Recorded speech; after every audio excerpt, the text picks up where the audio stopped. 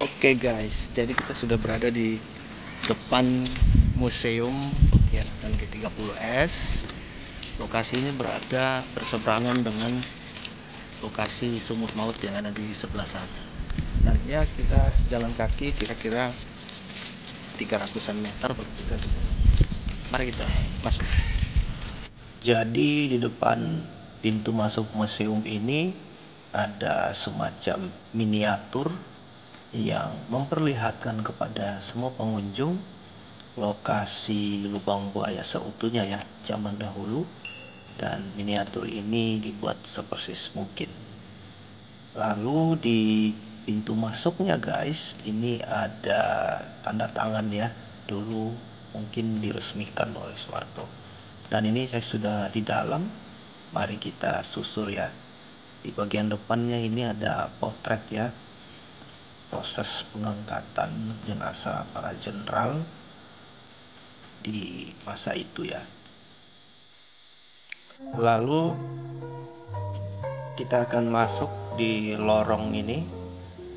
Nah, di lorong ini penuh diisi dengan miniatur-miniatur ya, yang berisikan diorama atau reka adegan rentetan peristiwa yang memperlihatkan gerakan komunis sebelum pemberontakan yang terjadi pada tahun 65. Jadi di lorong ini kita dibawa menyusur dan melihat kembali satu persatu sejarah Partai Komunis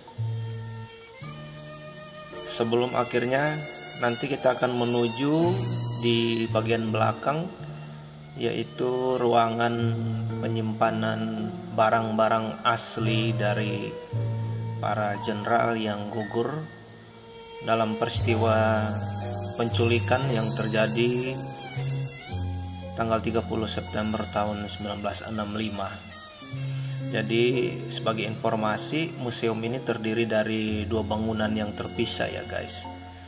Jadi di bagian depan ini memang khusus berisikan miniatur-miniatur yang bercerita kepada semua pengunjung lewat diorama ya, reka adegan memakai ya miniatur-miniatur kecil ini dilengkapi dengan catatan-catatan sejarah. Juga ada beberapa foto dari para jenderal yang gugur dalam peristiwa 30 September tahun 65. Dan kalau kita jalan ke sini memang agak seram ya teman-teman, karena lorongnya sepi, apalagi kalau pengunjungnya cuman sedikit. Itu rasa-rasanya seperti kita dihantui ya oleh nuansa yang cukup sepi seperti ini. Oke guys, kita jalan terus menuju ke ruangan bagian belakang atau gedung belakang yang katanya berisi dari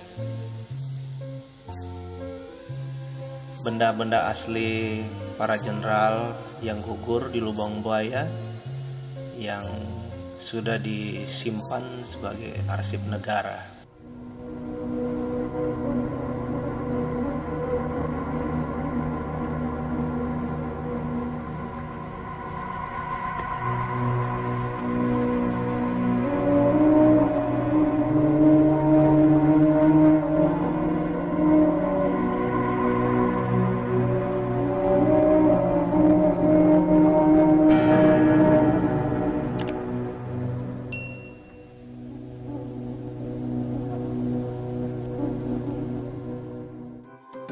Oke guys, jadi kita ada di ruangan bekas barang-barang asli dari para jenderal yang gugur. Dan ini yang pertama adalah barang-barang peninggalan dari Jenderal Sutoyo guys. Seperti yang kita pernah saksikan di film Pengkhianatan ke-30S, inilah piyama atau baju tidur terakhir dari sang jenderal. Masih ada bekas darahnya guys. Lalu di sebelahnya Jenderal Sutoyo ini, seperti yang kalian lihat, ada topi bekas luka peluru. Ini adalah milik dari Jenderal Panjaitan guys. Jadi ini adalah semua barang yang sudah disimpan dan menjadi aset negara dari Jenderal Panjaitan guys. Ini sangat seram dan mengharukan ya teman-teman. Kita bisa melihat dengan jelas keterangan-keterangan di sini. Ini adalah pakaian asli yang melekat di tubuh Jenderal Panjaitan ketika gugur di malam pengkhianatan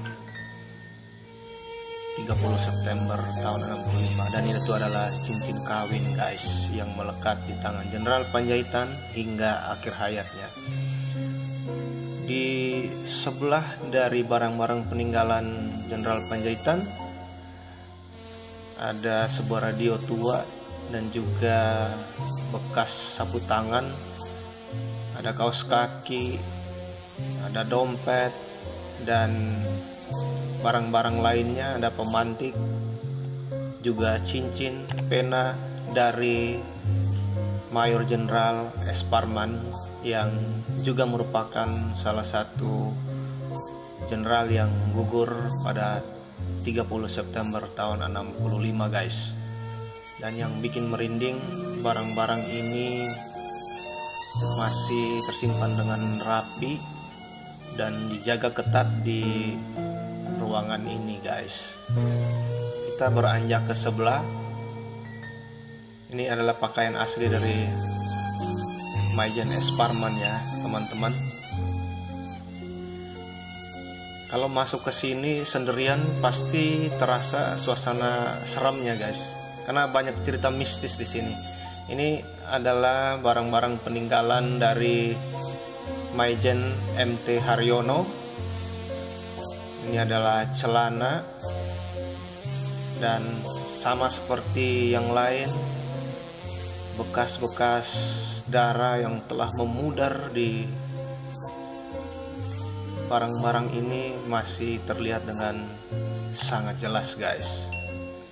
Lalu ini adalah pakaian kebesaran dari seorang Jenderal Ahmad Yani, berada persis di sebelah barang-barang dari Jenderal MT Haryono.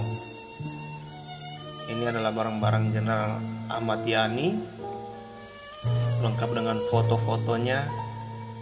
Dan yang bikin merinding guys, ini ada bekas peluru ya, yang diambil dari hasil otopsi jenazah Jenderal Ahmad Yani. Ini adalah celana atau piyama dari Jenderal Ahmad Yani. Lalu di sebelah Jenderal Ahmad Yani, ini yang bikin kita merinding guys, adalah pakaian asli dari Jenderal R. Suprapto, di mana terlihat bekas darahnya itu masih sangat jelas guys. Ini adalah potret dari Jenderal R. Suprapto. Dan bukan cuma itu ya, ini masih ada juga bekas peluru ya, yang ditemukan di dada sebelah kanan dari sang jenderal. Juga ada kain sarung terakhir, masih ada bekas darahnya guys. Ini benar-benar bikin kita teringat kembali ke masa suram di tahun 65. Dan ini juga adalah dua jenderal lainnya ya yang gugur di Yogyakarta ya. Ada Jenderal Ketamso dan Sugiono yang juga merupakan korban dari pemberontakan PKI. Lalu ada pula barang-barang peninggalan lain. Ini ada sepeda ya. Oh, ini sepeda dari Karel Satsitubun, seorang polisi yang juga menjadi korban. Karena pada malam itu ia sedang piket menjaga rumah seorang menteri yang berada tepat di seberang rumah dari Jenderal Panjaitan, dan dia juga ikut gugur, dan ini adalah barang-barangnya. Nah teman-teman, barang-barang ini bukan sekedar pajangan untuk kita berwisata sejarah dan melihat-lihatnya, tetapi lebih dari itu, barang-barang ini adalah bukti bahwa pengorbanan para jenderal ini bukan main-main. Mereka gugur untuk sesuatu hal yang sangat berharga, yaitu menjaga keutuhan bangsa dari perpecahan ideologi yang ingin mengguncang Pancasila. Dan saya benar-benar terharu dan kembali mengenang semua jenderal itu ketika masuk ke tempat ini, guys.